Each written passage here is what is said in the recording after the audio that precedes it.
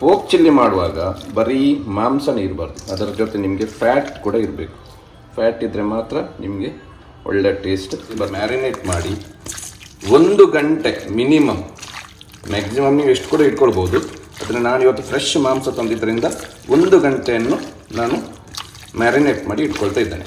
ಟೈಮಲ್ಲಿ ಇಟ್ಕೊಂಡು ನೀವು ಈ ಈರುಳ್ಳಿಯನ್ನು ಫ್ರೈ ಮಾಡಲಿಕ್ಕೆ ಇರುವಂಥದ್ದು. ಕ್ಯಾಪ್ಸಿಕಮ್ ನೀವು ಸೇರಿಸ್ಕೊಳ್ಳುವಾಗ ಕ್ಯಾಪ್ಸಿಕಮ್ ನೀವು ನೆನಪಿಟ್ಕೊಳ್ಬೇಕು, ಕ್ಯಾಪ್ಸಿಕಮ್ ಡೀಪ್ ಫ್ರೈ ಆಗಬಾರ್ದು. ಸ್ಪೈಸಿಯಾಗಿ ಇರುವುದಿಲ್ಲ, ತುಂಬ ಖಾರವಾಗಿರುವುದಿಲ್ಲ ಇದು. ಈಗ ಕಿರು ಪರೀಕ್ಷೆಯಲ್ಲಿ ಫೈಲ್ ಹೀಗೆ ನಿರಂತರ ಆ ಸಬ್ಜೆಕ್ಟ್ಸ್ ಅಲ್ಲಿ ಫೈಲ್ ಆಗ್ತಾ ಇರುವುದು, ನೀರು ಹರಿತಾ ಉಂಟು. ಈ ತಲೆಯಲ್ಲಿ ನನಗೆ ಎಂತ ಅಂತ ಹೇಳಿದ್ರೆ ಈ ಪ್ರಗತಿ ಪತ್ರ ಎಂತ ಮಾಡುದು, ನಾನೇನ್ ಮಾಡಿದೆ ಪುಸ್ತಕ ಸಮೇತ ನೀರಲ್ಲಿ ಬಿಸಾಕಿರ್ತದೆ. ಪ್ರಗತಿ ಪತ್ರ ಒಂದು ಕಾಪಿ ಪುಸ್ತಕ ಎಲ್ಲಿಗೆ ಸೀದಾ ಡಿಗ್ರಿ ಕಾಲೇಜಲ್ಲಿ ಒಬ್ಬ ಕಲಿತಾ ಇದ್ದಾನೆ ಮೊನ್ನೆ ಹೇಳಿದ್ದ ಅನ್ನ, ಅವನಿಗೆ ಹೋಯ್ತು ಕರ್ದು ಮಾರ್ಕ್ಸ್ ಕಾರ್ಡ್ ಯಾರೇ ಮಾರ್ಕ್ಸ್ ಕಾರ್ಡ್ ಪೂರೈತ ನಾವು ಉತ್ಕೊಂಡು ಕೆಲ ಒಳೆಯಲ್ಲಿ ಹೋಗಿದೆ ಅಂತ ಹೇಳಿ ಪುನ್ಕೆದ ಆಡರಲ್ಲಿ ಪೆಟ್ಟಿ. ಪೋಕ್ ಚಿಲ್ಲಿದ್ದು ಒಳ್ಳೆ ಟೇಸ್ಟ್ ಬರುವಂಥದ್ದು. ಪೋಕ್ ಚಿಲ್ಲಿದ ಆಕ್ಚುಯಲ್ ಟೇಸ್ಟ್ ಬರೋದು ಇಲ್ಲಿ ನೋಡಿ. ಇಲ್ಲಿ ನೋಡ್ಬೋದು ಬಿಸಿ ಬಿಸಿಯಾಗಿರುವಂತಹ ನಮ್ಮದು ಪೋರ್ಕ್ ಚಿಲ್ಲಿ ರೆಡಿ ಆಗಿದೆ. ಇಡ್ಲಿ ಜೊತೆಗೆ ಟ್ರೈ ಮಾಡ್ಲಿಕ್ಕಿದ್ದೀವಿ. ನಿಮಗೆ ನಮ್ಮ ಬರುವಂತ ನೆಕ್ಸ್ಟ್ ವ್ಲಾಗ್ ಅಲ್ಲಿ ಹೊಸ ರೆಸಿಪಿಯೊಂದಿಗೆ. ಹಾಯ್ ನಮಸ್ತೆ friends and welcome back to my channel. ಹೇಗಿದ್ರೆ ಎಲ್ಲರೂ ನೀವೆಲ್ಲ ಸೋಷರಾಗಿದ್ದಾರೆ ಅಂತ ಭಾವಿಸ್ತೀನಿ. ಹಾಗೆ ಯಾವತ್ತಿನ ಥರ ಇವತ್ತು ಕೂಡ ಒಂದು ಸಂಡೇ ಸ್ಪೆಷಲ್ ಅಲ್ಲಿ ನಾವು ಒಂದು ಸ್ಪೆಷಲ್ ರೆಸಿಪಿಯೊಂದಿಗೆ ಮತ್ತೊಮ್ಮೆ ನಿಮ್ಮೊಂದಿಗೆ ಭೇಟಿ ಆಗ್ತಾ ಇದ್ದೀವಿ ಅಲ್ವಾ. ಸೊ ಇವತ್ತಿನ ಸ್ಪೆಷಲ್ ರೆಸಿಪಿ ಏನು ಹೇಳಿ? Poke chilli. ನಾವು ಇವತ್ತು ಪೋಕ್ ಚಿಲ್ಲಿಯನ್ನು ಮಾಡ್ತಾ ಇದ್ದೇವೆ ಡಿಫ್ರೆಂಟ್ ಸ್ಟೈಲ್ ಅಲ್ಲಿ. ನೋಡಿ ನಮ್ಮ ಜೋಶುವ ಹೇಳ್ತಾನೆ ಬಾಬಾ ಜೋರಾಗಿ ಈಗ ಪೋಕ್ ಚಿಲ್ಲಿ ಅಂತ. ಎಂತದ ಹೇಳ ಬರ ಹೊಡಿಬಾ ಬೇಡವಾ? ನಾನು ಬರೋದಿಲ್ಲ ಅಂತ. ಬೇಡ ಬೇಡ ಬೇಡ ಬೇಡ, ನಾವು ಮಾಡಿ ಚಿಕ್ಕದು ಐಸ್ ಕ್ರೀಮ್ಸ್ ಎಲ್ಲ ದೊಡ್ಡದು ಯಾವ ಐಸ್ ಕ್ರೀಮ್ ಇಲ್ಲ.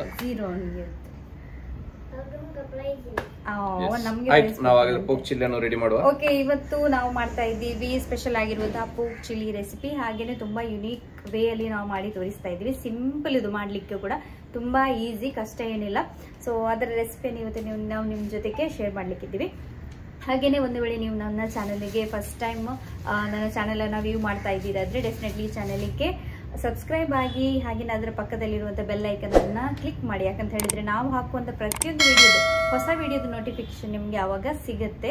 ಇಲ್ಲದಿದ್ರೆ ನಾವು ಹಾಕುವಂಥ ಯಾವುದೇ ವಿಡಿಯೋಸ್ ನಿಮ್ಗೆ ಹೊಸ ವಿಡಿಯೋಸ್ ನಿಮ್ಗೆ ಪಾಪಪ್ ಆಗೋದಿಲ್ಲ. ಅದಕ್ಕೋಸ್ಕರ ಬೆಲ್ ಐಕನ್ ಅನ್ನು ಸಹ ಕ್ಲಿಕ್ ಮಾಡ್ಲಿಕ್ಕೆ ಮರಿಬೇಡಿ. ಹಾಗೆಯೇ ಒಂದು ವೇಳೆ ನಿಮ್ಗೆ ಇವತ್ತಿನ ಈ ಸಿಂಪಲ್ ಆಗಿರುವಂಥ ರೆಸಿಪಿ ಎಲ್ಲ ಇಷ್ಟ ಆದ್ರೆ, ನಮ್ಮ ವಿಡಿಯೋಸ್ ಇಷ್ಟವಾದ್ರೆ ಡೆಫಿನೆಟ್ಲಿ ಲೈಕ್ ಕೊಡಿ, ಹಾಗೆಯೇ ನಮಗೆ ಸಪೋರ್ಟ್ ಮಾಡಿ ಅಂತ ಹೇಳಿ ಕೇಳ್ಕೊಡ್ತೀವಿ. ಸೊ ಇವತ್ತಿನ ಈ ರೆಸಿಪಿಯನ್ನು ಸ್ಟಾರ್ಟ್ ಮಾಡೋಲ್ಲ. ಎಸ್, 1.5 kg ನಾನು ಪೋರ್ಕ್ ಅನ್ನು ತೆಗೆದುಕೊಂಡಿದ್ದೇನೆ. ಇದನ್ನು ಇವತ್ತು ಪೋಕ್ ಚಿಲ್ಲಿ ಮಾಡಲಿಕ್ಕೆ ನೋಡಿ. ಪೋಕ್ ಚಿಲ್ಲಿ ಮಾಡಲಿಕ್ಕೆ ಈ ಥರ ಪೀಸ್ ಮಾಡಿಕೊಂಡು, ಕ್ಯೂಬ್ ಥರ ಪೀಸ್ ಮಾಡಿಕೊಂಡು ಮ್ಯಾರಿನೇಷನ್ಗೆ ಇವಾಗ ಇಡ್ತಾ ಇದ್ದೇನೆ. ಪೋಕ್ ಚಿಲ್ಲಿ ಮಾಡುವಾಗ ಬರೀ ಮಾಂಸನೇ ಇರಬಾರ್ದು, ಅದರ ಜೊತೆ ನಿಮಗೆ ಫ್ಯಾಟ್ ಕೂಡ ಇರಬೇಕು. ಫ್ಯಾಟ್ ಇದ್ದರೆ ಮಾತ್ರ ನಿಮಗೆ ಒಳ್ಳೆ ಟೇಸ್ಟ್ ಬರ್ತದೆ. ಸೊ ಇದನ್ನು ಇವಾಗ ಹೇಗೆ ಮ್ಯಾರಿನೇಷನ್ ಮಾಡೋದು ತೋರಿಸ್ತೇನೆ. ಫಸ್ಟ್ 1.5 kg ಅಷ್ಟು ನೀಟಾಗಿ ಕಟ್ ಮಾಡಿಕೊಂಡು ಚೆನ್ನಾಗಿ ತೊಳೆದು ಒಂದು 4 ರಿಂದ 5 ನೀರು ಚೆನ್ನಾಗಿ ತೊಳೆದಾದ್ಮೇಲೆ ಕಂಪ್ಲೀಟ್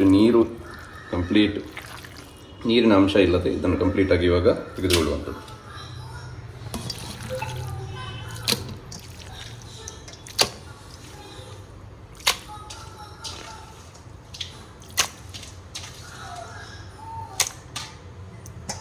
ಇದಕ್ಕೆ ಇವಾಗ ನಾನೊಂದು 3 ರಿಂದ 4 ಟೇಬಲ್ ಸ್ಪೂನ್ ಅಷ್ಟು ಜಿಂಜರ್ ಗಾರ್ಲಿಕ್ ಪೇಸ್ಟ್ ಅನ್ನು ನಾನು ಸೇರಿಸ್ಕೊಳ್ತಾ ಇದ್ದೇನೆ.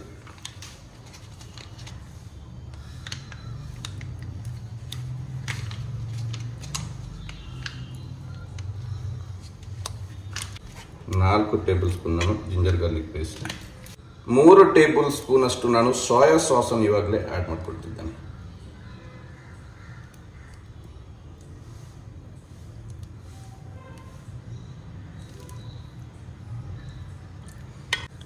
ಎರಡು ಟೇಬಲ್ ಸ್ಪೂನು ನಾನು ಗ್ರೀನ್ ಚಿಲ್ಲಿ ಸಾಸ್ ಅನ್ನು ಆಡ್ ಮಾಡ್ತಾ ಇದ್ದೇನೆ. 2 ಟೇಬಲ್ ಸ್ಪೂನ್.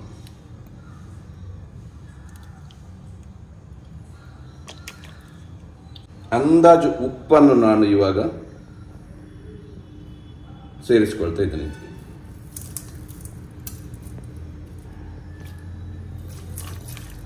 ಇದನ್ನು ಇವಾಗ ಚೆನ್ನಾಗಿ ಮ್ಯಾರಿನೇಷನ್ ಮಾಡುವಂಥದ್ದು. ಮ್ಯಾರಿನೇಷನ್ ಮಾಡಲಿಕ್ಕೆ ನೀವು ಸ್ಪೂನಲ್ಲಿ ಎಷ್ಟು ಮ್ಯಾರಿನೇಷನ್ ಮಾಡಿದರೂ ಅಷ್ಟು ಮ್ಯಾರಿನೇಟ್ ಆಗಲ್ಲ. ಅದಕ್ಕಿಂತ ಬದಲು ನೀವು ನಾನು ಕೈಯಲ್ಲೇ ಮಾಡುವಂಥದ್ದು.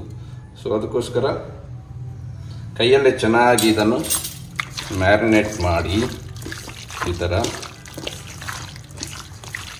ಎಲ್ಲ soya sauce, green chilli sauce, ನಂತರ ಜಿಂಜರ್ ಗಾರ್ಲಿಕ್ ಪೇಸ್ಟ್, ಇದನ್ನೆಲ್ಲ ಇದೆ ಕಂಪ್ಲೀಟಾಗಿ ಉಪ್ಪು ಇದೆಲ್ಲ ಈ ಮಾಂಸಕ್ಕೆ ಎಳ್ಕೊಳ್ಬೇಕು. ಸೊ ಅದಕ್ಕೋಸ್ಕರ ನಾನು ಇದನ್ನೆಲ್ಲ ಒಳ್ಳೆಯ ರೀತಿಯಲ್ಲಿ ಮ್ಯಾರಿನೇಟ್ ಮಾಡಿ 1 ಗಂಟೆ ಮ್ಯಾಕ್ಸಿಮಮ್ ನೀವು ಎಷ್ಟು ಕೂಡ ಇಟ್ಕೊಳ್ಬೋದು. ಆದರೆ ನಾನು ಇವತ್ತು ಫ್ರೆಶ್ ಮಾಂಸ ತಂದಿದ್ದರಿಂದ 1 ಗಂಟೆಯನ್ನು ನಾನು ಮ್ಯಾರಿನೇಟ್ ಮಾಡಿ ಇಟ್ಕೊಳ್ತಾ ಇದ್ದೇನೆ.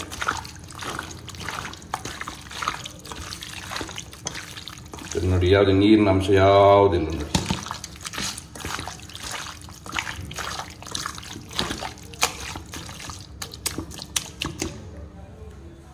ಇದನ್ನು ಇವಾಗ ಮ್ಯಾರಿನೇಷನ್ ಮಾಡಿ ಇಡುವಂಥದ್ದು. ನೀವು ಫ್ರಿಜ್ಜಲ್ಲಿ ಇಡಬೇಕಂತದ್ದು ಅವಶ್ಯಕತೆ ಇಲ್ಲ, ಹೊರಗಡೆ ಇಟ್ಟರೆ ಕೂಡ ಸಾಕಾಗುತ್ತೆ. ಯಾಕಂತ ಹೇಳಿದ್ರೆ ಬರೀ 1 ಗಂಟೆ ಆದ್ದರಿಂದ ಇದನ್ನು ನೀವು ಹೊರಗಡೆ ಇಡ್ಬೋದು. ನಾನು ಪೋರ್ಕ್ ಚಿಲ್ಲಿಗೆ ಇವಾಗ ನಾನು ನೀರುಳ್ಳಿ ಮತ್ತು ಕ್ಯಾಪ್ಸಿಕಮ್ ಅನ್ನು ಫ್ರೈ ಮಾಡಲು ಸ್ವಲ್ಪ 2 ಸ್ಪೂನಷ್ಟು ನಾನು ಎಣ್ಣೆಯನ್ನು ತೆಗೆದುಕೊಂಡಿದ್ದೇನೆ. 4 ಮೀಡಿಯಂ ಸೈಜಿನ ನೀರುಳ್ಳಿಯನ್ನು ತೆಗೆದುಕೊಂಡಿದ್ದೇನೆ. ನೀರುಳ್ಳಿ ಕಟ್ ಮಾಡುವಾಗ ಈ ಥರ ಚಿಕ್ಕ ಸೈಜ್, ಅಂದರೆ ತುಂಬ ಚಿಕ್ಕದಲ್ಲ, ತುಂಬ ದೊಡ್ಡದು ಕೂಡ ಅಲ್ಲ. ನಾರ್ಮಲ್ ನಾವು ಪೋರ್ಕ್ ಬಫತ್ ಎಲ್ಲ ಮಾಡುವಾಗ ಒಂದು ನೀರುಳ್ಳಿ 4 ತುಂಡು ಮಾಡುವಂಥದ್ದು, ಇದನ್ನು 8 ತುಂಡು ಮಾಡಬೇಕು. ಸೊ ಈ ಥರ ಕಟ್ ಮಾಡಿಕೊಂಡು ನಾನು 4 ನೀರುಳ್ಳಿಯನ್ನು ತೆಗೆದುಕೊಂಡಿದ್ದೇನೆ. ಒಂದು 3 ಮೀಡಿಯಂ ಸೈಜ್ನ ಕ್ಯಾಪ್ಸಿಕಮನ್ನು, ನೀರುಳ್ಳಿ ಯಾವ ಸೈಜಲ್ಲಿ ನೀವು ಕಟ್ ಮಾಡಿದ್ದೀರಾ ಅದೇ ಸೈಜ್ನಲ್ಲಿ ನೀವು ಕ್ಯಾಪ್ಸಿಕಮನ್ನು ಕೂಡ ಕಟ್ ಮಾಡಿ ತೆಗೆದುಕೊಳ್ಳುವಂಥದ್ದು. ಸೊ ಇದನ್ನು ಇವಾಗ ನಾವು ಎಣ್ಣೆಯಲ್ಲಿ ಫ್ರೈ ಮಾಡಲಿಕ್ಕೆ ಉಂಟು. ಸೊ ಎಣ್ಣೆ ಇವಾಗ ಸ್ವಲ್ಪ ಬಿಸಿ ಆಯಿತು. ಸೊ ಎಣ್ಣೆ ಬಿಸಿಯಾದ ನಂತರ ನಾನು ನೀರುಳ್ಳಿಯನ್ನು ಇವಾಗ ಸೇರಿಸ್ಕೊಳ್ತಾ ಇದ್ದೇನೆ. ಮೀಡಿಯಂ ಫ್ಲೇಮಲ್ಲಿ ಇಟ್ಕೊಂಡು ನೀವು ಈ ನೀರುಳ್ಳಿಯನ್ನು ಫ್ರೈ ಮಾಡಲಿಕ್ಕಿರುವಂಥದ್ದು.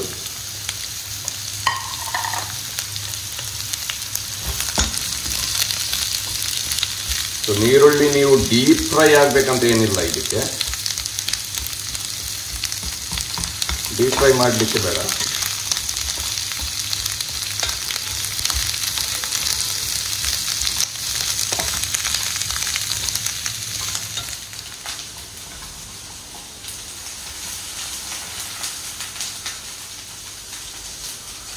ಹಸಿ ಸ್ಮೆಲ್ ಇದರದ್ದು ಹೋದರೆ ಸಾಕಾಗ್ತದೆ. ತುಂಬ ಡೀಪ್ ಫ್ರೈ ಆಗಿ ತುಂಬ ಮೆದುವಾಗಬಾರ್ದು ಇದು ನೀರುಳ್ಳಿ. ತಿನ್ನುವಾಗ ನಿಮಗೆ ಸ್ವಲ್ಪ ಕ್ರಿಸ್ಪಿ ಥರ ಬರಬೇಕು, ಆವಾಗ ಮಾತ್ರ ಇದು ನಿಮಗೆ ಚಿಲ್ಲಿ ತಿನ್ನಲಿಕ್ಕೆ ಅದರದ್ದು ಒಳ್ಳೆ ಟೇಸ್ಟ್ ಸಿಗುವಂಥದ್ದು.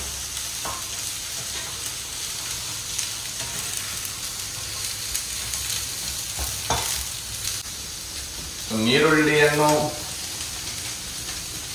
ಒಂದು 2 ರಿಂದ 3 ನಿಮಿಷ ನೀರುಳ್ಳಿ ಈ ಥರ ಫ್ರೈ ಆದಮೇಲೆ ನಾನು ಇವಾಗ ಇದಕ್ಕೆ ಕ್ಯಾಪ್ಸಿಕಮನ್ನು ಕೂಡ ನಾನು ಇಲ್ಲೇ ಯಾವಾಗಲೇ ಸೇರಿಸ್ಕೊಳ್ತಾ ಇದ್ದೇನೆ. ಕ್ಯಾಪ್ಸಿಕಮ್ ನೀವು ಸೇರಿಸ್ಕೊಳ್ಳುವಾಗ ಕ್ಯಾಪ್ಸಿಕಮ್ ನೀವು ನೆನಪಿಟ್ಕೊಳ್ಬೇಕು, ಕ್ಯಾಪ್ಸಿಕಮ್ ಡೀಪ್ ಫ್ರೈ ಆಗಬಾರ್ದು. ಡೀಪ್ ಫ್ರೈ ಆದರೆ ತುಂಬ ಬಾಡಿದರೆ ಅದು ತಿನ್ನಲಿಕ್ಕೆ ಒಳ್ಳೆಯದಾಗೋದಿಲ್ಲ.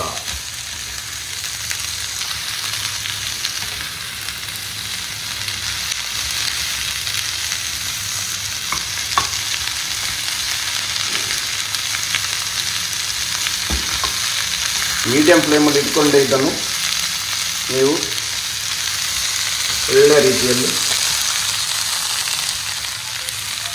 ಫ್ರೈ ಮಾಡಿಕೊಳ್ಳುವಂಥದ್ದು. ನೋಡಿ, ಇವಾಗ ಇಷ್ಟು ಫ್ರೈ ಆದರೆ ಸಾಕು. ಇದಕ್ಕಿಂತ ಜಾಸ್ತಿ ಫ್ರೈ ಆದ ತಕ್ಷಣ ಏನಾಗುತ್ತೆ ಅಂತ ಹೇಳಿದರೆ ತುಂಬ ಬಾಡ್ತದೆ, ಅದು ಚಿಲ್ಲಿಗೆ ಒಳ್ಳೆಯದಾಗೋದಿಲ್ಲ. ನೋಡಿ, ನಿಮಗೆ ಕ್ಯಾಪ್ಸಿಕಮ್ ಎಲ್ಲ ಈ ಸ್ಟೈಲಲ್ಲಿ ಬರಬೇಕು, ಇಷ್ಟು ಕ್ರಿಸ್ಪಿಯಾಗಿ ಬೇಕು. ಇದನ್ನು ಇವಾಗ ನಾನು ಇಳಿಸ್ಕೊಳ್ತೇನೆ.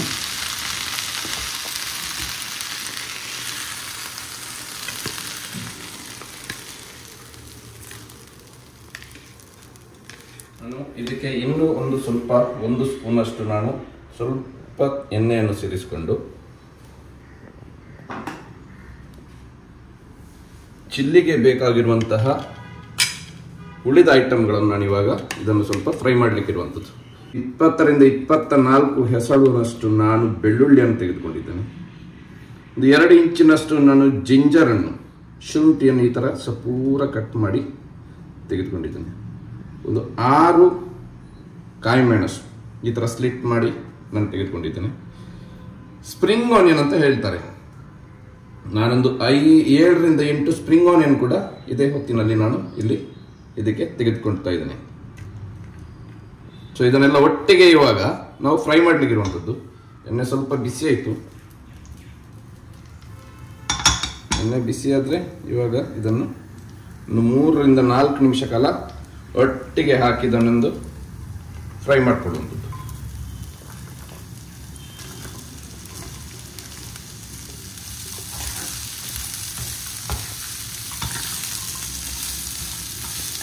ಚಿಲ್ಲಿಯಲ್ಲಿ ಸ್ಪೆಷಲ್ ಏನಂತ ಹೇಳಿದರೆ ನಿಮಗೆ ಮ್ಯಾರಿನೇಷನ್ ಮಾಡಲಿಕ್ಕೆ ಮಾತ್ರ ಸ್ವಲ್ಪ ಟೈಮ್ ಹೋಗುವಂಥದ್ದು. ಉಳಿದದ್ದು ಐಟಮ್ ನಿಮಗೆಲ್ಲ ಈ ಥರ ರೆಡಿ ಮಾಡಿ ಒಂದು 15 to 20 ಮಿನಿಟ್ಸ್ನ ಒಳಗಡೆ ನಿಮ್ಮ ಪೋರ್ಕ್ ಚಿಲ್ಲಿ ರೆಡಿ ಮಾಡಲಿಕ್ಕೆ ಆಗುತ್ತೆ. ಒಳ್ಳೆ ಫಾಸ್ಟೆಸ್ಟ್ ರೆಸಿಪಿ, ಸ್ಟಾರ್ಟರ್ಸಿಗೆ ಹೇಳಿದಂಥ ರೆಸಿಪಿ.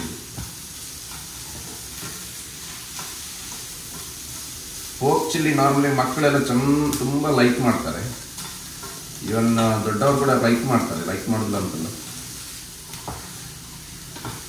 ಆದರೆ ಅದರದ್ದು ಸ್ಪೈಸ್ ಎಲ್ಲ ನಿಮಗೆ ಅದರದ್ದು ಸ್ಪೈಸಿ ಆಗಿರುವುದಿಲ್ಲ, ತುಂಬ ಖಾರವಾಗಿರುವುದಿಲ್ಲ. ಇದು ಮೀಡಿಯಂ ಸ್ಪೈಸಿ, ಸ್ವಲ್ಪ ಸ್ವೀಟ್ ಆಗಿ, ಸ್ವಲ್ಪ ಹುಳಿಯೆಲ್ಲ ಆಗಿ ಒಳ್ಳೆಯದು.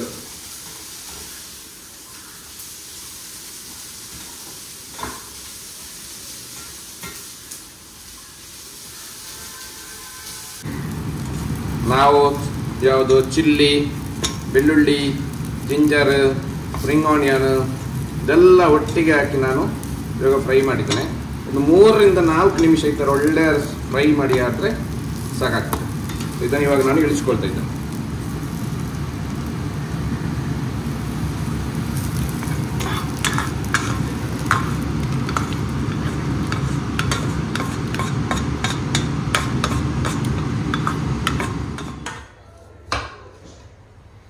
ನೋಡಿ, ಇವಾಗ ಮ್ಯಾರಿನೇಷನ್ ಮಾಡಿ ಇಟ್ಟಂತಹ ಪೋರ್ಕ್ ಇವಾಗ ನಮ್ದು ಸುಮಾರು 1/4 ಗಂಟೆ ಒಳ್ಳೆ ಮ್ಯಾರಿನೇಟ್ ಆಗಿದೆ ಇವಾಗ. ಸೊ ಇದನ್ನು ಇವಾಗ ನಾವು ಆಲ್ರೆಡಿ ಫ್ರೈ ಮಾಡಿ ಇಟ್ಟಂತಹ ಗ್ರೀನ್ ಚಿಲ್ಲಿ, ಬೆಳ್ಳುಳ್ಳಿ ಮತ್ತೆ ಜಿಂಜರ್ ಇದನ್ನೆಲ್ಲ ಆಲ್ರೆಡಿ ಇವಾಗ ಫ್ರೈ ಮಾಡಿದ್ದೇವೆ. ಸೊ ಅದರ ಜೊತೆ ಇವಾಗ ಇದನ್ನು ನಾವು ಸೇರಿಸುವಂಥದ್ದು.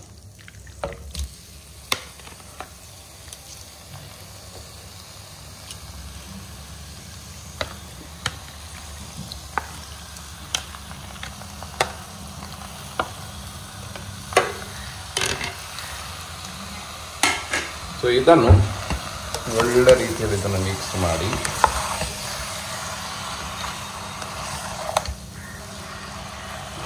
ಈ ಥರ ಮಿಕ್ಸ್ ಮಾಡಿದರೆ ಸಾಕು. ಇದಕ್ಕೆ ಯಾವುದೇ ಕಾರಣಕ್ಕೋಸ್ಕರ ನೀರನ್ನು ಸೇರಿಸಲಿಕ್ಕೆ ಇಲ್ಲ. ನೀರನ್ನು ಸೇರಿಸಿದ ತಕ್ಷಣ ಏನಾಗ್ತದೆ ಅಂತ ಹೇಳಿದರೆ, ಈ ಪೋರ್ಕ್ ಚಿಲ್ಲಿಗೆ ನೀವು ಏನೆಲ್ಲ ಮ್ಯಾರಿನೇಟ್ ಮಾಡಿ ಇಟ್ಟಿದ್ದೀರಿ ನೋಡಿ, ಎಲ್ಲ ಸಾಸ್ ಎಲ್ಲ ಹಾಕಿ ಅದೆಲ್ಲ ವೇಸ್ಟ್ ಆಗ್ತದೆ. ಅದರದ್ದು ಯಾವುದು ಕೂಡ ನಿಮಗೆ ಟೇಸ್ಟ್ ಸಿಗೋದಿಲ್ಲ. ಅದಕ್ಕೋಸ್ಕರ ನೀರು ಹಾಕಲಿಕ್ಕೆ ಹೋಗಬಾರ್ದು. ಅದನ್ನು ಬರೀ ಇದೇ ರೀತಿಯಲ್ಲಿ ವಿದೌಟ್ ನೀರು ಹಾಕದೆ ಇದನ್ನು ಬೇಯಿಸ್ಬೇಕು ಇವಾಗ. ಸೊ ಅದರದ್ದೇ ಆದ ಏನು ಸ್ವಲ್ಪ ನೀರು ಬಿಡಲಿಕ್ಕೆ ಸ್ಟಾರ್ಟ್ ಆಗ್ತದೆ. ಅದರಲ್ಲೇ ಇದೊಂದು 5 ನಿಮಿಷದಿಂದ ಒಂದು 7 ನಿಮಿಷ ತನಕ ಹೀಗೇನೆ ಬೇಯಿಸ್ಬೇಕು. ಸ್ವಲ್ಪ ಹೈ ಫ್ಲೇಮ್ ಆದರೆ ಹೈ ಫ್ಲೇಮ್ ನೋಡ್ಕೊಂಡು, ಇಟ್ ಡಿಪೆಂಡ್ಸ್ ನಿಮಗೆ. ಅಂದರೆ ಅಡಿತಾಗಲಿಕ್ಕೆ ಬಿಡಬಾರ್ದು ಅಂತ ಇಟ್ಕೊಂಡು ಬೇಯಿಸ್ಲಿಕ್ಕೆ ಸ್ಟಾರ್ಟ್ ಮಾಡಿದರೆ ಆಯ್ತು. ಇದಕ್ಕೊಂದು ಮುಚ್ಚಿಕೊಂಡು ಒಂದು 7 ನಿಮಿಷ ತನಕ ನಾವು ಇದನ್ನು ಒಳ್ಳೆ ರೀತಿಯಲ್ಲಿ ಬೇಯಿಸಿದ್ರೆ ಸಾಕು.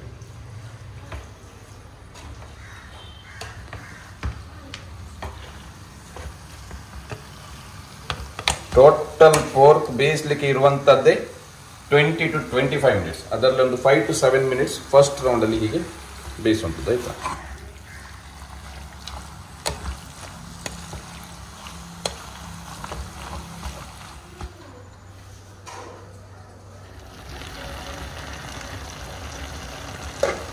ಒಳ್ಳೆ ಪರಿಮಳ ಬರ್ತಾ ಉಂಟು ಇವಾಗ. ನಾನು ನೀರು ಹಾಕಿರಲಿಲ್ಲ, ಸ್ವಲ್ಪ ಕೂಡ ನಾನು ನೀರು ಹಾಕಿರಲಿಲ್ಲ. ಈಗ ಮಾಂಸ ಬೇಯಿಸ್ಲಿಕ್ಕೆ ಇಟ್ಟು ಒಂದು 5 ರಿಂದ 6 ನಿಮಿಷ ಆಗಿದೆ ಇವಾಗ. ನೋಡಿ ಒಳ್ಳೆ ರೀತಿಯಲ್ಲಿ ಇವಾಗ ಅದರದ್ದು ಎಣ್ಣೆ ಬಿಡ್ತಾ ಉಂಟು. ಸೊ ಇದೇ ಹೊತ್ತಿನಲ್ಲಿ ನಾನು ಇದಕ್ಕೆ ಇವಾಗ ಒಳ್ಳೆ ರೀತಿಯಲ್ಲಿ ಒಂದು 5 ರಿಂದ 7 ನಿಮಿಷ ಒಳ್ಳೆ ಬೇಯ್ತಿದೆ ಇವಾಗ. ಇದು ಬೆಂದಾದ ಮೇಲೆ ಇವಾಗ ನೋಡಿ ಈ ಥರ ನೀರು ಬಿಡ್ತಾ ಉಂಟು. ಇದಕ್ಕೆ 1 ಸ್ಪೂನ್ ಕೂಡ ನಾನು ನೀರು ಹಾಕಿರಲಿಲ್ಲ. ಸೊ ಇವಾಗ ಇದೇ ಹೊತ್ತಿನಲ್ಲಿ ಅದಕ್ಕೆ ನಾನು 1 ಸ್ಪೂನ್ನಷ್ಟು ನಾನು ಪೆಪ್ಪರ್ ಹುಡಿ ಅಂದರೆ ಕಾಳು ಮೆಣಸು ಹುಡಿ ಇವಾಗ ಸೇರಿಸ್ಕೊಳ್ತಿದ್ದೇನೆ. 1 ಸ್ಪೂನ್ನಷ್ಟು. 1.5 ಸ್ಪೂನ್ನಷ್ಟು ನಾನು ಬಾಪತ್ ಪುಡಿಯನ್ನು ಇವಾಗ ಇದಕ್ಕೆ ಸೇರಿಸ್ಕೊಳ್ತಾ ಇದ್ದೇನೆ.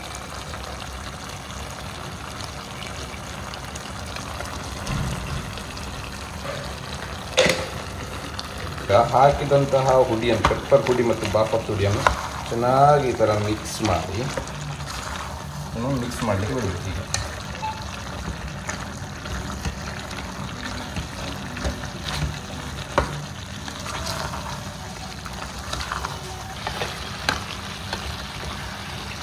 ಇವಾಗ ಇದೊಂದು 50% ಇವಾಗ ಬೆಂದಾಗಿದೆ. ಈಗಲೇ ನೋಡಿ ಇದರ ಒಳ್ಳೆ ರೀತಿಯಲ್ಲಿ ಪರಿಮಳ, ಆ ಮ್ಯಾರಿನೇಷನ್ ಮಾಡಿದಂಥದ್ದು ಆ ಪರಿಮಳ ಮತ್ತು ನಾವು ಹಾಕಿದಂತಹ ಈ ಪೆಪ್ಪರ್ ಹುಡಿ, ನಂತರ ಸ್ವಲ್ಪ ಏನು ಬಾಪತ್ ಹುಡಿ ಹಾಕಿದ್ದೇನೆ, ಇದನ್ನೆಲ್ಲ ಮಿಕ್ಸ್ ಮಾಡಿ ಇನ್ನೂ ಒಂದು 5 ರಿಂದ 7 ನಿಮಿಷ ಇದನ್ನು ಬೇಯಿಸಲಿಕ್ಕೆ ಬಿಡಬೇಕು. ಹೈ ಫ್ಲೇಮಲ್ಲಿ ಇದನ್ನು ಮುಚ್ಚಿ ಒಂದು 5 ರಿಂದ 7 ನಿಮಿಷ ಕಂಪ್ಲೀಟ್ ಬೇಯಲಿಕ್ಕೆ ಇದನ್ನು ಬಿಡಬೇಕು. ಇವಾಗ ನೋಡಿ, ಇವಾಗ ಫೈನಲ್ ಟಚ್ ಕೊಡಲಿಕ್ಕೆ ಹೋಪ್ ಚಿಲ್ಲಿಗೆ ನಾನು ಇವಾಗ ನೋಡಿ ಕೆಲವು ಐಟಮ್ಗಳನ್ನು ಇವಾಗ ಸೇರಿಸಲಿಕ್ಕೆ ಉಂಟು, ಕೆಲವು ಸಾಸ್ ಐಟಮ್ಗಳನ್ನು. ಇವಾಗ ಪೋರ್ಕು ಒಳ್ಳೆ ರೀತಿಯಲ್ಲಿ ಇವಾಗ ಬೆಂದಿದೆ. ಸೊ ಇವಾಗ ಈ ಸ್ಟೇಜಿನಲ್ಲಿ ಫ್ಲೇಮನ್ನು ಲೋ ಫ್ಲೇಮಲ್ಲಿ ಇಟ್ಕೊಳ್ಬೇಕು. ಹೈ ಫ್ಲೇಮಲ್ಲಿ ಇಟ್ಕೊಳ್ಬಾರ್ದು, ಲೋ ಫ್ಲೇಮಲ್ಲಿ ಇಟ್ಕೊಳ್ಬೇಕು. ಈ ಹೊತ್ತಿನಲ್ಲಿ ನಾನು ಇದಕ್ಕೆ 2 ಚಮಚದಷ್ಟು ಟೊಮೆಟೊ ಕೆಚಪ್ಪನ್ನು ನಾನು ಸೇರಿಸ್ತಾ ಇದ್ದೇನೆ. ಇಲ್ಲದಿದ್ದರೆ ನೀವು ಶುಗರ್ ಕೂಡ ಹಾಕ್ಬೋದು, ಆದರೆ ಇದಕ್ಕೆ ಸಾಸೇ ಹಾಕಿದರೆ ಒಳ್ಳೆಯದಾಗೋದ್ರಿಂದ ನಾನು 2 ಟೇಬಲ್ ಸ್ಪೂನಷ್ಟು tomato sauce, red chilli sauce 2 table ಸ್ಪೂನಷ್ಟು ರೆಡ್ ಚಿಲ್ಲಿ ಸಾಸನ್ನು ನಾನು ಇದೇ ಹೊತ್ತಿನಲ್ಲಿ ಸೇರಿಸ್ಕೊಳ್ತಾ ಇದ್ದೇನೆ ಇದಕ್ಕೆ. ಸೊ 2 ಟೇಬಲ್ ಸ್ಪೂನಷ್ಟು ನಾನು ವಿನೆಗರನ್ನು ಕೂಡ ಇದೇ ಹೊತ್ತಿನಲ್ಲಿ ಇದಕ್ಕೆ ಸೇರಿಸ್ಕೊಳ್ತಾ ಇದ್ದೇನೆ. ವಿನೆಗರ್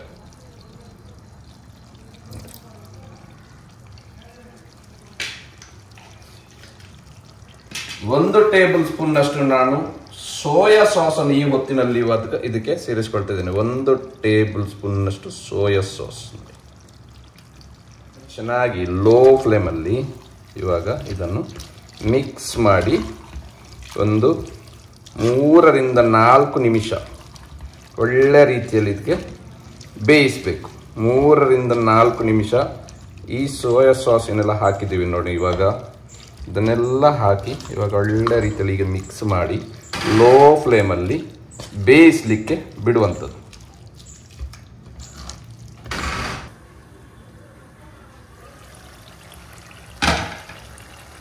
ನೋಡಿ ಒಳ್ಳೆ ಪರಿಮಳ ಬರ್ತಾ ಉಂಟು ಆಯಿತಾ, ಸೂಪರ್ ಪರಿಮಳ ಬರ್ತಾ ಉಂಟು. ಲಾಸ್ಟ್ ಕನ್ಕ್ಲೂಷನ್ಗೆ ಬರುವಾಗ ಮತ್ತೆ ಕೂಡ ಸೂಪರ್ ಟೇಸ್ಟ್ ಆಗ್ತದೆ ನೋಡಿ. ಈ ಥರ ಸ್ವಲ್ಪ ಎಣ್ಣೆ ಬಿಟ್ಟಿದೆ, ಆದರೆ ನಾನಿದನ್ನು ಲಾಸ್ಟಿಗೆ ನಾವು ತಿನ್ನುವಾಗ ಈ ಎಣ್ಣೆಯನ್ನು ತೆಗಿತೇವೆ. ಈ ಫ್ಯಾಟನ್ನು ನಾನು ಇಟ್ಕೊಳ್ಳೋದಿಲ್ಲ, ಅದನ್ನು ತೆಗೆದು ನಾನು ಬಿಸಾಡ್ತೇನೆ. ಯಾಕಂತ ಹೇಳಿದರೆ ಹೆಲ್ತ್ಗೆ ಅಷ್ಟು ಒಳ್ಳೆಯದಲ್ಲ ಕೊಲೆಸ್ಟ್ರಾಲ್ ಇರುವವರಿಗೆ. ಇಟ್ಟು ತಿಂದರೆ ಒಳ್ಳೆ ಟೇಸ್ಟ್ ಕೂಡ ಬರ್ತದೆ, ಆದರೆ ಹೆಲ್ತ್ ವಿಷಯ ಬರುವಾಗ ಅದನ್ನು ಸ್ವಲ್ಪ ಕಾಂಪ್ರಮೈಸ್ ಮಾಡಬೇಕಾಗುತ್ತೆ. ಸೊ ಇವಾಗ ಈ ಹೊತ್ತಿನಲ್ಲಿ ನಾನು ಇಂಪಾರ್ಟೆಂಟ್ ಆಗಿರುವಂಥದ್ದು ಶೆಜ್ವಾನ್ ಸಾಸನ್ನು ಇವಾಗ ಸೇರಿಸ್ಕೊಳ್ತಾ ಇದ್ದೇನೆ.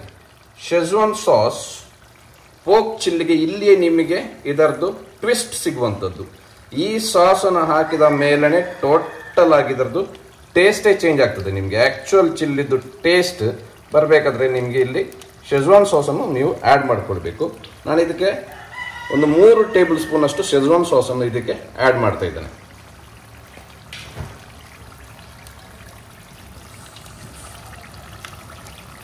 ನಾನೊಂದು ಚಿಕ್ಕ ಪ್ಯಾಕೆಟ್ ತಂದಿದ್ದೆ, ಆ ಚಿಕ್ಕ ಪ್ಯಾಕೆಟ್ನಲ್ಲಿ ಬರುವುದೇ 3 ಟೇಬಲ್ ಸ್ಪೂನ್. ಅದಕ್ಕೋಸ್ಕರ ಈ 3 ಟೇಬಲ್ ಸ್ಪೂನ್ನಷ್ಟು ಶೆಜ್ವಾನ್ ಸಾಸ್ ಹಾಕಿದರೆ ಸೂಪರ್ ಆಗಿರುತ್ತೆ ಅದರದ್ದು ಟೇಸ್ಟ್. ನೋಡಿ, ಮಾತ್ರ ಶೆಜ್ವಾನ್ ಸಾಸ್ ಹಾಕಿದ ಮೇಲೆ ಫ್ಲೇಮನ್ನು ಯಾವುದೇ ಕಾರಣಕ್ಕೋಸ್ಕರ ಹೈ ಮಾಡಲಿಕ್ಕೆ ಹೋಗಬೇಡಿ. ಸಾಸ್ ಹಾಕಿದ ನಂತರ ಅಡಿತಾಗುವುದು ಬೇಗ ಮಾಂಸ. ಸೊ ಇದನ್ನು ಆದಷ್ಟು ಇನ್ನು ಕೈಯಲ್ಲಿ ಹೀಗೆ ತಿರುಗಿಸಿ ಮಡಚಿಕೊಂಡು ಆಚೆ ಈಚೆ ಪಲ್ಟಿ ಮಾಡ್ಕೊಂಡು ಇರಬೇಕಿತ್ತು ಮಾಂಸವನ್ನು. ಇಲ್ಲಂತ ಹೇಳಿದರೆ ಕರಗಿಸ್ತದೆ, ಅಡಿತಾಗ್ತದೆ. ಅಡಿತಾಗಲಿಕ್ಕೆ ಬಿಡಬಾರ್ದು. ಸಾಸ್ ಹಾಕಿದ ಮೇಲೆ ಯಾವಾಗ ಕೂಡ ಲೋ ಫ್ಲೇಮಲ್ಲೇ ಹಾಕಿ ಒಂದು 2 ರಿಂದ 3 ನಿಮಿಷ ಇದನ್ನು ಒಳ್ಳೆ ಬೇಯಿಸಲಿಕ್ಕೆ ಬಿಡಬೇಕು. ಆಗ ಅದರದ್ದು ಆ್ಯಕ್ಚುಯಲ್ ಅದರ ಕಂಪ್ಲೀಟ್ ಟೇಸ್ಟ್ ಬರುವಂಥದ್ದು. ಇವಾಗ ನೋಡಿ, ಪೋರ್ಕ್ ಚಿಲ್ಲಿ ಇವಾಗ ಫೈನಲ್ ಸ್ಟೇಜ್, ಅಂತಿಮ ಘಟ್ಟದಲ್ಲಿದೆ. ಇವಾಗ ನಾವು ಏನು ಮಾಡ್ತಾ ಇದ್ದೇವೆ ಅಂತ ಹೇಳಿದರೆ, ನಾವು ಆಗಾಗಲೇ ಕ್ಯಾಪ್ಸಿಕಮ್ ಮತ್ತು ನೀರುಳ್ಳಿಯನ್ನು ಆಗ ಏನು ಫ್ರೈ ಮಾಡಿ ಇಟ್ಕೊಂಡಿದ್ದೀವಿ, ಶಾಲೋ ಫ್ರೈ ಅಂತ ಹೇಳ್ತೇವೆ. ಶಾಲೋ ಫ್ರೈಯನ್ನು ಮಾಡ್ಕೊಂಡಿದ್ದೀವಿ. ಅದನ್ನು ಈ ಹೊತ್ತಿನಲ್ಲಿ ನಾನು ಇವಾಗ ಇದಕ್ಕೆ ಸೇರಿಸ್ಕೊಳ್ತಾ ಇದ್ದೇನೆ. ಇದನ್ನು ಸೇರಿಸ್ಕೊಳ್ಳುವಾಗ ಫ್ಲೇಮನ್ನು ನಾವು ಲೋ ಫ್ಲೇಮಲ್ಲಿ ಇಟ್ಕೊಳ್ಬೇಕು, ಜಾಸ್ತಿ ಹೈ ಫ್ಲೇಮಲ್ಲಿ ಇಟ್ಕೊಳ್ಬಾರ್ದು. ಲೋ ಫ್ಲೇಮಲ್ಲಿ ಇಟ್ಕೊಂಡು ಇವಾಗ ಇದನ್ನು ಸೇರಿಸ್ಕೊಳ್ಳುವಂಥದ್ದು.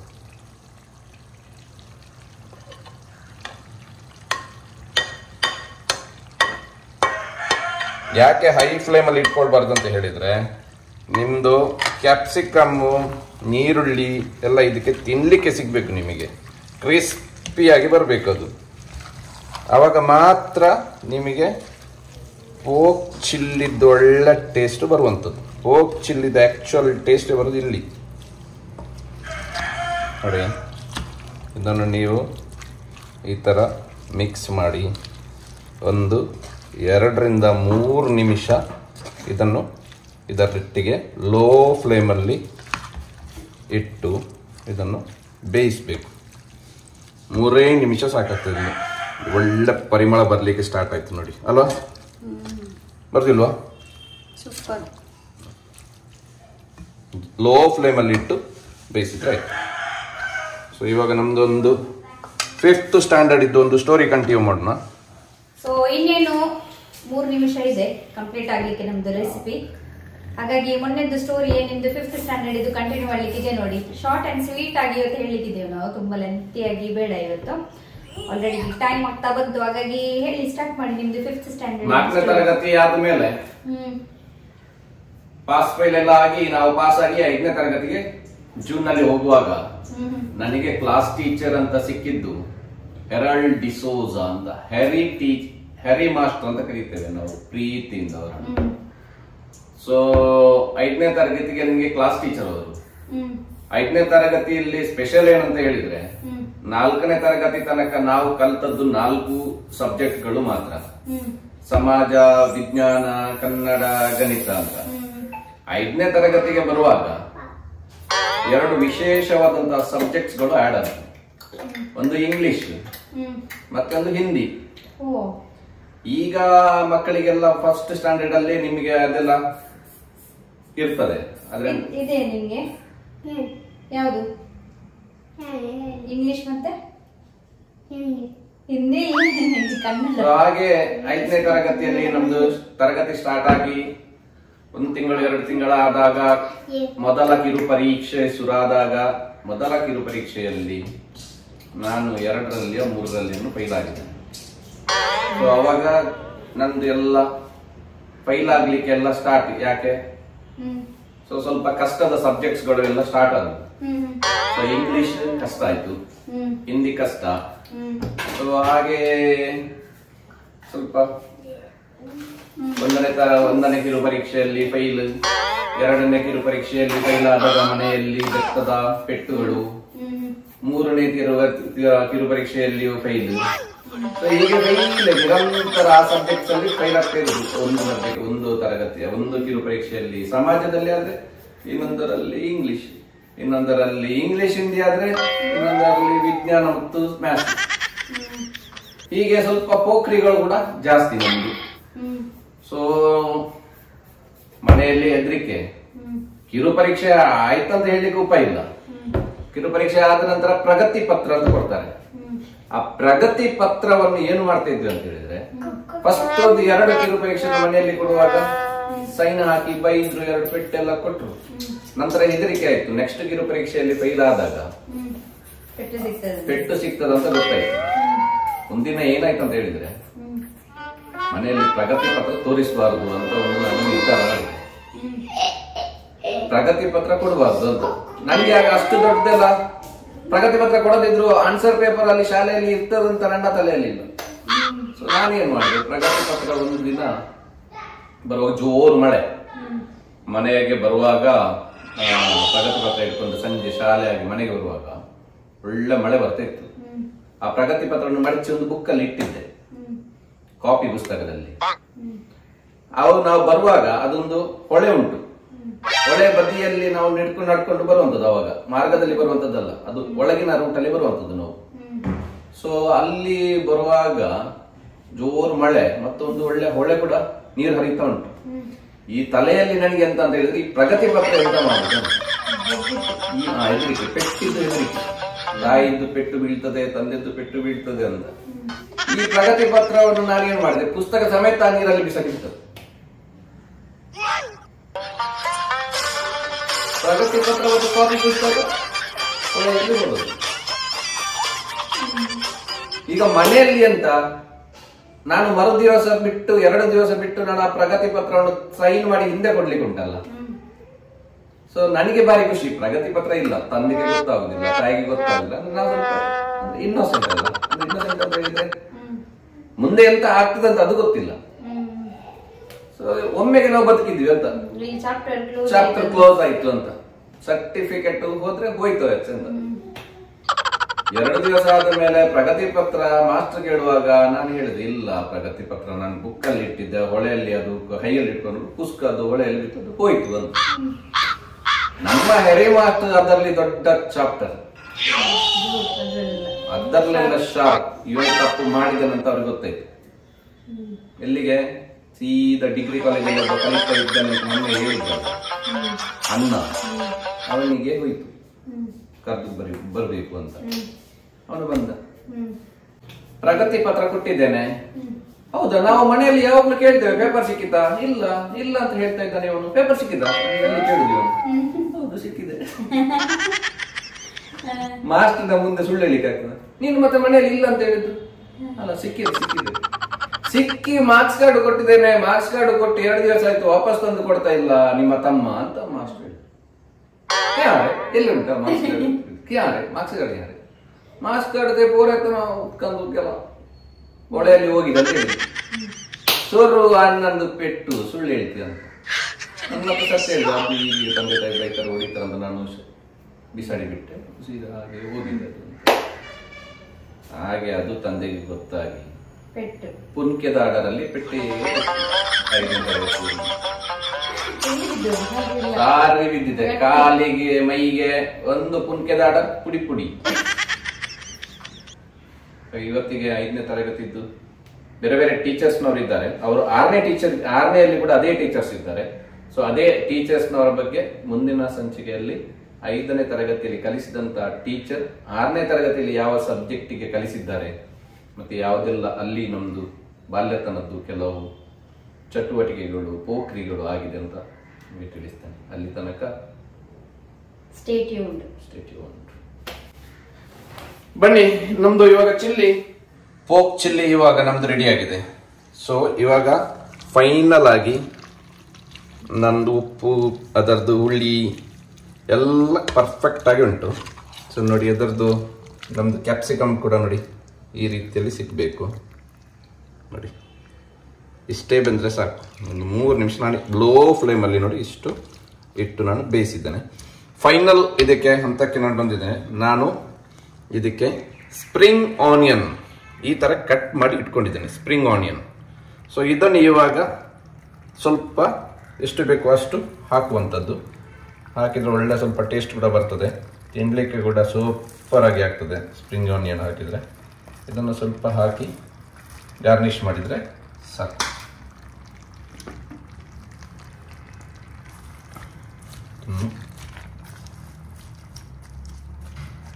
ಹಾಕಿ ಈ ಥರ ಮಾಡಿ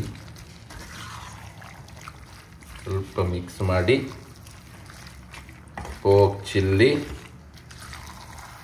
ಪರ್ಫೆಕ್ಟ್ ಆಗಿ ಬಂದಿದೆ ನೋಡಿ. ಸೂಪರ್ ಆಗಿರುವಂಥ ಪರಿಮಳ ಕೂಡ, ಒಳ್ಳೆಯದಾಗಿರುವಂಥ ಟೇಸ್ಟ್ ಕೂಡ.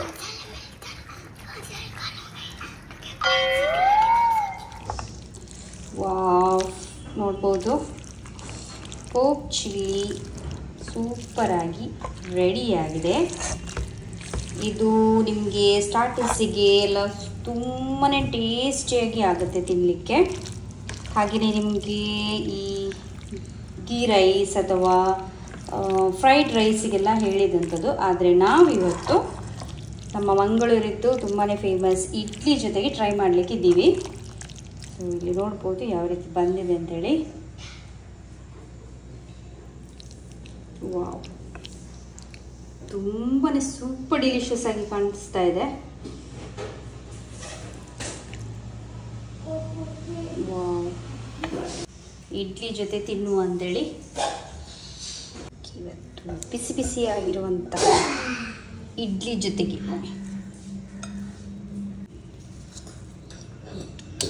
ವಾವ್, ಹಾಗೆ ನೋಡ್ಬೋದು ಬಿಸಿ ಬಿಸಿಯಾಗಿರುವಂತಹ ನಮ್ಮದು ಪೋರ್ಕ್ ಚಿಲ್ಲಿ ರೆಡಿಯಾಗಿದೆ. ಇವತ್ತು ನಾವು ಈ ಇಡ್ಲಿ ಜೊತೆಗೆ ಟ್ರೈ ಮಾಡಲಿಕ್ಕಿದ್ದೀವಿ. ಯಾವ ರೀತಿ ಆಗುತ್ತೆ ನೋಡಬೇಕು. ತುಂಬಾ ಬಿಸಿ ಬಿಸಿಯಾಗಿದೆ ಇಡ್ಲಿ ಅಂತೂ.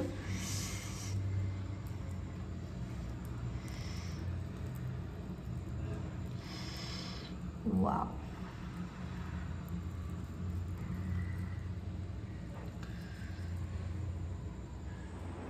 ಓಕೆ, ಇವಾಗ ಟೇಸ್ಟ್ ಮಾಡೋಂಥ ಸಮಯ.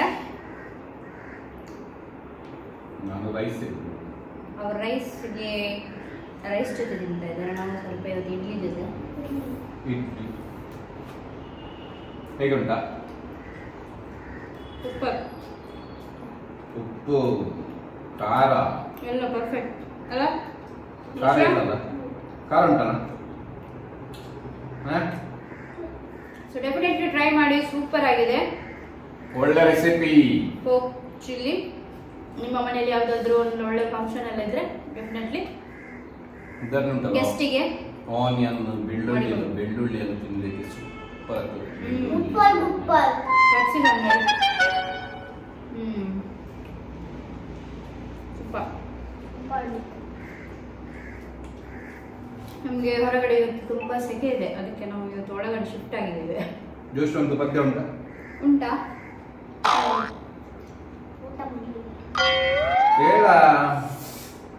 ಇವತ್ತು ಸಾಂಗ್ಗಳ ಮೂಡಲಿಲ್ಲ.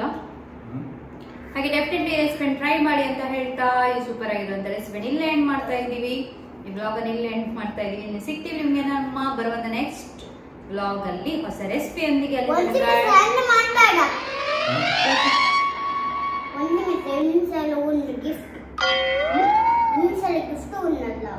ನಮಗೆ ಊಟ ಆದ್ಮೇಲೆ ಗಿಫ್ಟ್ ಉಂಟಂತೆ ಜಶ್ವಂತ.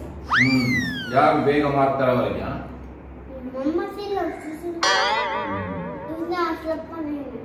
ಗಿಫ್ಟ್ ಮತ್ತೆ ಕೊಡು.